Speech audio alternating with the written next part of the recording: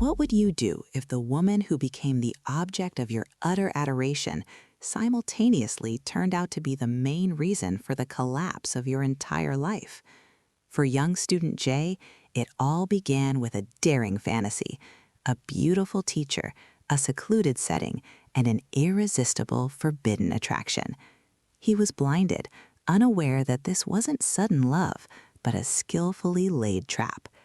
Dr. Diana Stevens seemingly has everything she could dream of: a brilliant career, a luxurious mansion, and a husband, Michael, who provides her with status and comfort. But behind this facade lies emptiness.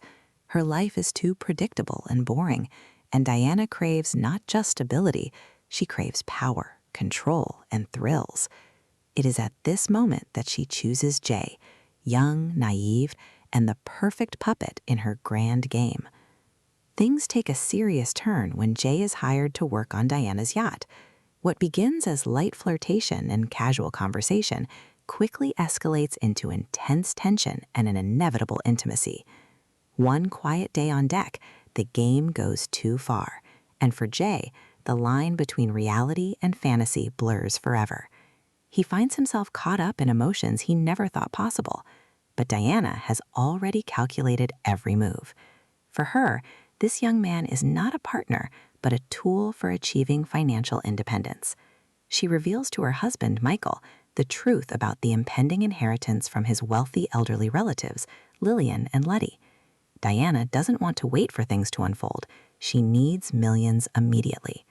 She devises a cynical plan: use Jay to intimidate the old ladies, force them to leave the estate, and seize the fortune for herself.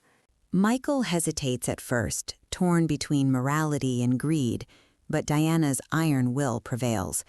Threatened with a breakup, he agrees to the gamble, and Jay is sent to a gloomy mansion. The task seems simple, to frighten the house's inhabitants, but the situation quickly spirals out of control. The barking of a dog, Lillian's sudden awakening, and a rifle shot shattering the silence of the night transform the plan into a nightmare. A shocked Jay flees the scene, unaware that the worst is yet to come. Soon, both women are found dead, and the rules of the game change radically. This is no longer just intimidation, but a double murder. The atmosphere escalates. Michael openly accuses Jay, who begins to suspect that Diana's husband is playing his own game. In this triangle of lies, Jay realizes the bitter truth: he has been made the perfect scapegoat. Trying to save himself, Jay begins his own investigation.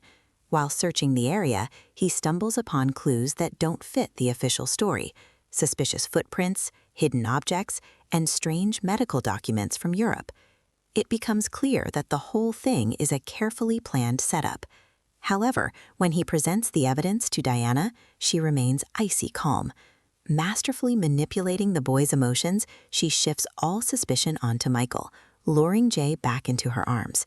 She knows the ultimate secret of power: the easiest way to control a person is through their deepest desires. Meanwhile, the net tightens. Michael begins stalking the young man, and his girlfriend Cynthia, having learned of their secret affair, attempts to blackmail him. But before the truth can come to light, Cynthia is killed by a mysterious masked stalker.